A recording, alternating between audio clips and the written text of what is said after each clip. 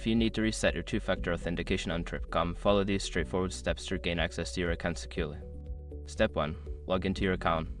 Visit the Trip.com website or open the app and log into your account using your username and password. Step 2. Access security settings.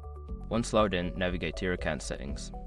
Look for the security or two-factor authentication section to find options related to your current authentication method. Step 3. Choose Reset option.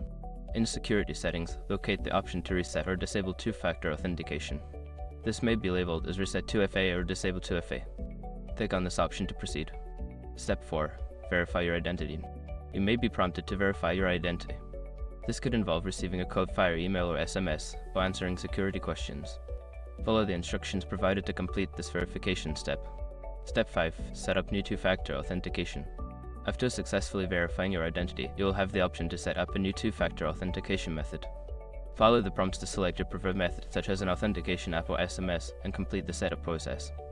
Once you have completed these steps, your two-factor authentication will be reset and you can continue using your Trip.com account securely.